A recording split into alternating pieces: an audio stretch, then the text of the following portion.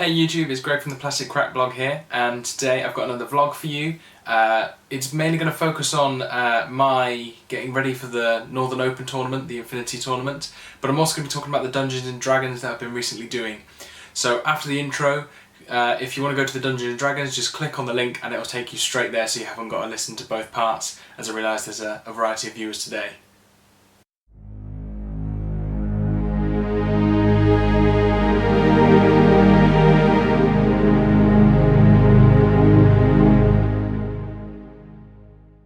Hey everyone, so thanks for staying tuned, and when I say that I really mean it. I suppose in the last week I went over 11,500 views, and I got up to 125 subscribers, which for me is just crazy because I just do this to keep myself motivated in the hobby. So thank you if you watched some of the past videos, especially that Scintillaire paints review. It topped sort of 4,700 views, which is just mad, and it was on the front page of Bella Lost Souls and Spiky Bits. So thanks to Larry at Bella Lost Souls for putting that out there, and Rob at Spiky Bits for putting that up. It's just baffling to me, to be honest, to get that many views, which is quite cool. So I hope you keep enjoying the content I'm putting out. I'm mainly going to be talking about Infinity today, telling you more sort of about the road to the Northern Open. So I've been working on my Ariadna still, and I'm starting to make quite a good dent in it. I can now sort of field sort of 150-200 points of fully painted stuff. I'm going to put up some stills. I'd really like some advice on the tractor molds I've done. I wanted them to be rusty, and it's my first go at using Forge World's rust pigments, like I don't quite know what you call them, sort of pigments, weathering powders, that's what it's called. They went okay. I found them a bit difficult to use. I don't know whether to completely strip the model and start again, or if it looks cool. So let me know what you think, because I would really appreciate some comments and criticism. And everything else I'm doing is just to get up to tabletop standard. I realise some of them aren't fantastic. I'm not great at doing I haven't done any eyes because I'm worried about fucking them up.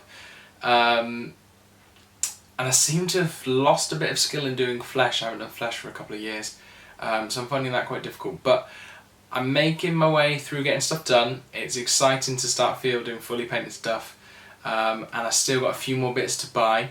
So I'm going to put up some stills now. If you have a look, let me know what you think, and then after the stills are done, I'm going to be talking about a little bit of list building and then future projects, because I'm getting quite excited about Tohaa. So yeah, cool, stay tuned and let me know what you think.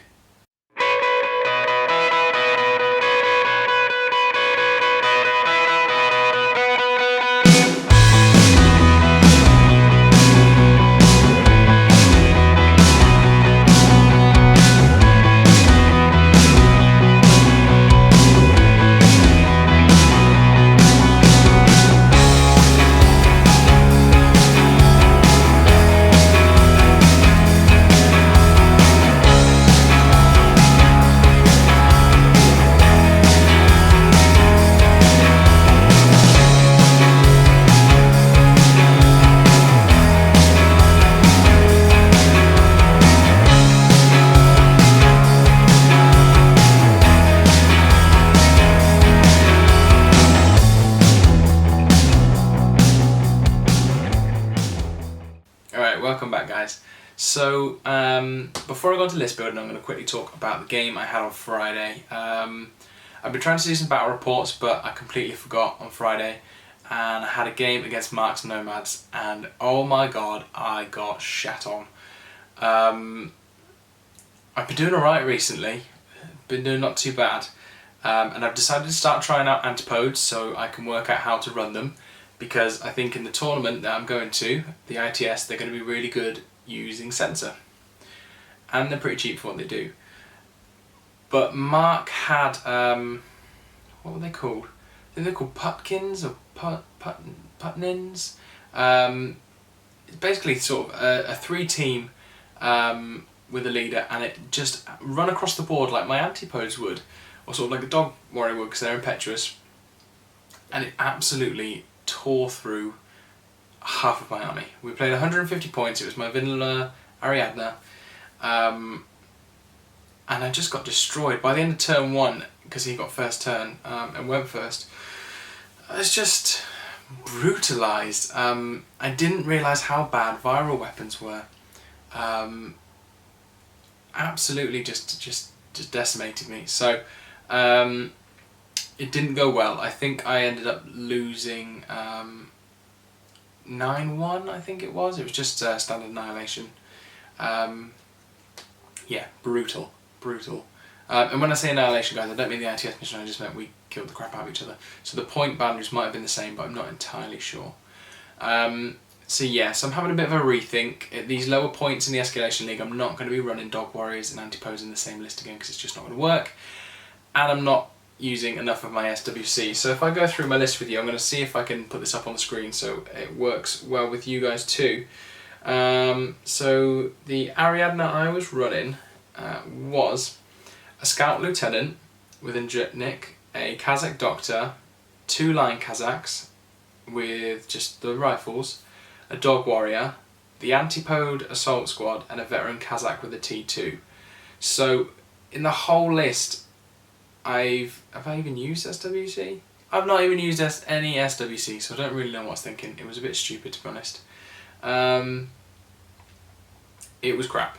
Absolute crap. So I've had a little rethink. So what I'm going to take this Friday, still at 150 points, because I've still got some games to do, I'm going to try out a Scout Lieutenant, which I still think it's an alright choice for the cheap points, because I don't really want to go for a Veteran Kazakh at such low points. A Kazakh Doctor, 3 Line Kazakhs, a Tank Hunter with the autocannon, which I think it'd be good for me to get used to these rules before the tournament comes up, because he's a must-have, because he's just wicked. And I didn't realise how awesome explosive ammo was. And a Dog Warrior. So what do you guys think about that? I think it's going to be okay. That's sort of 7 orders, and a regular order, and an impetuous order, and an LT order. I've used 2.5 SWC. Oh, sorry, one of the Line Kazakhs is a HMG. Yeah. So I'm coming up with a lot more firepower to sort of combat some of that stuff. So yeah, what do you think about that? I'm looking forward to using it. I think it'll be alright. But one of the things I've been playing around in my head at the moment is whether or not to have what to have as my LT. Because I've been using the Scout, which I think is quite cool because I can keep him hidden if I want to. But I end up keeping him hidden too much that he doesn't do anything. So do I have him, a Veteran Kazakh, or maybe a Line Kazakh and just keep the Line Kazakh back? Yeah, what would you guys use? Because I'm not entirely sure at this moment. Because Chris made a really good point on Friday that if you have something awesome like a Veteran Kazakh, you want him to be running out there and killing stuff. You want him to be in the thick of the fire. But in doing so, I'm spending more points, and he's going to die because you're taking more risks with him. So I don't know. Line Kazakhs are appealing to me at the minute, because then I could maybe infiltrate the Scout more and make more use of him.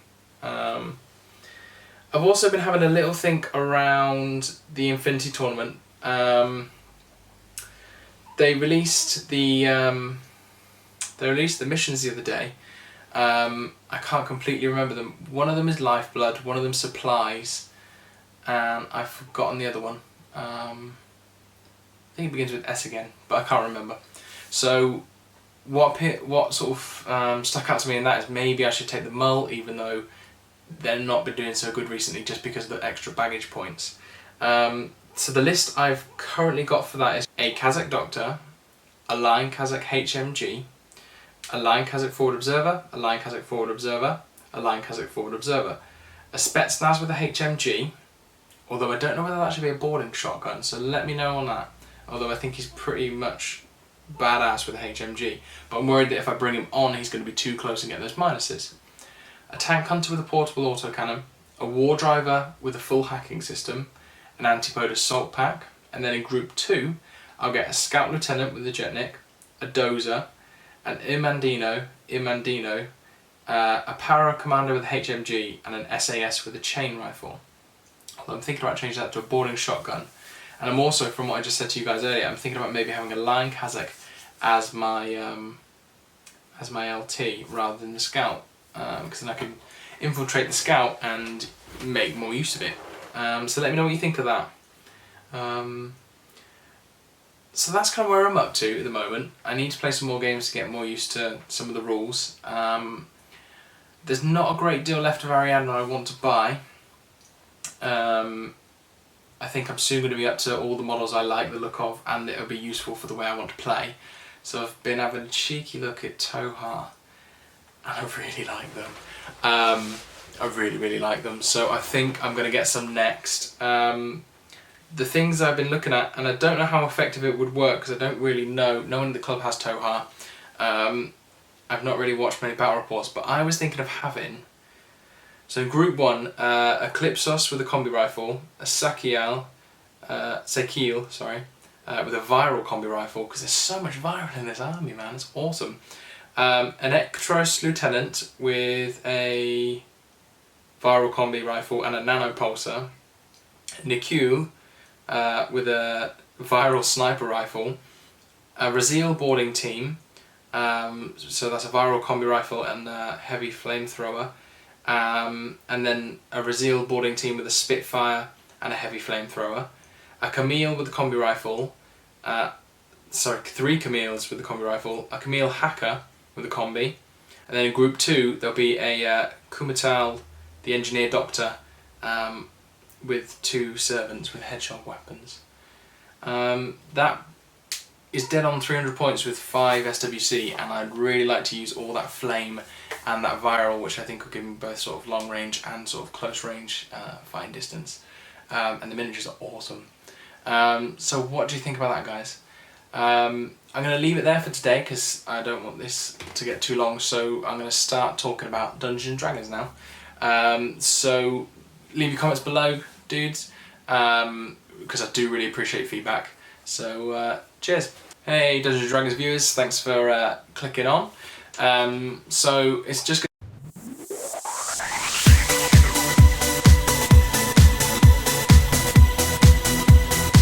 got the Horde of the Dragon Queen, or you haven't played it, so don't watch if you're gonna play it, because you're just gonna hate me for it. So what's going on? So it was the first time my group had met in about 3 or 4 months. This is mainly due to me being busy at uni. My buddy Gavin had a baby, so we hadn't met in a while. We started episode 3. Oh, excuse me. So we started episode 3. My guys have started to go into the Dragon Hatchery, and I, for the first time, used, let me pull it out, the Dungeons & Dragons Essentials Tower Kit, which went down really well with my gaming group, and it was really easy to use. I pre-packed them in bags to what the rooms were going to be, and then just got them out via picture that I'd taken earlier when I made them up. So someone, Dan, could make them up in the middle of the table whilst I kept talking, and it didn't slow down the game. And they were also really good because it provided some visuals for these guys who haven't done a great deal of role-playing before. So it was really cool. We've only covered sort of 3 rooms so far, but something's changed in my group, which kind of sucks. But it swings and roundabouts, I suppose. So one of the ladies has decided to drop out. She wasn't really feeling it after sort of 2-3 goes. So the rogue is no more, which is a big shame because, you know, rogue seems to be quite a big part of any normal group. Although the others have got quite good perception, so hopefully pick up traps and stuff. But we kind of realised just how OP at times the rogue can be, because it really she just went through so many people that weren't ready for it. Just, you know, the bonuses were absolutely insane. So that was really cool. So what's happened is my girlfriend decided to step in. She gave it a go the other week playing the rogue to try out, and enjoyed herself, and so she's decided she wants to play a druid. So we rolled a druid up, a wood elf druid, which is looking kind of cool. So yeah, so I think we're next going to be playing on the 28th. 28th, yeah. Hopefully I'm going to host it mine, and we can start making through. But I think episode 3, this Dragon Hatchery Cave, is going to take a long time to get through, because there's about 12, 13 rooms, and we've only done 3 of them. And there's some big boss fights in this chapter too. So that's cool. We're starting to get places. But I suppose the one thing I'm questioning at the moment is, what do I do about that rogue? And I've had 2 things in my head, and maybe a third, and I'm going to give it up to you guys to vote to what happens to Seraphina the rogue, the halfling rogue. So, 3 options we've got. Option 1 is that I wait till the players discover that she's not there, she's just disappeared, and maybe a coin purse is cut or something. Option 2 we've got is that some bad guys drag her off into the cave, and then they find her later and perhaps she's dead, perhaps she's converted, don't know. Option 3 is that she dies horribly. So what I'd like you to do is, in the comment section, vote for what you would like to happen to Seraphina the rogue, and I will make it happen, and I will let you know the reaction in the next video that I talk about D&D. If you have any alternatives as well that you think would be really cool, I'll put that forward too. For those that don't know about the Hall of the Dragon Queen, the setting is that they're in a cave, a dragon hatchery, there are sort of dragon creatures around, so you could, yeah, I'm just suppose in terms of how I'm thinking that you could explain that she'd die. Lots of dragon claw creatures, cultists in a dark cave where they've just seen a fungus room, so you maybe come up with something about that. So let me know what you're gonna, the fate of Seraphina is in your hands, YouTube. Let me know what you're gonna do with it, and I'll make it happen. Yeah, so I'm gonna leave it there for today. Definitely recommend getting those tile sets if you haven't got them. Definitely recommend the Hall of the Dragon Queen campaign. It's really cool for 5th edition. Me and my guys have been playing sort of from level 0, from level 1, and they've been enjoying it. So I'm going to leave it there because I'm yawning too much, and I'll see you guys soon. Take care.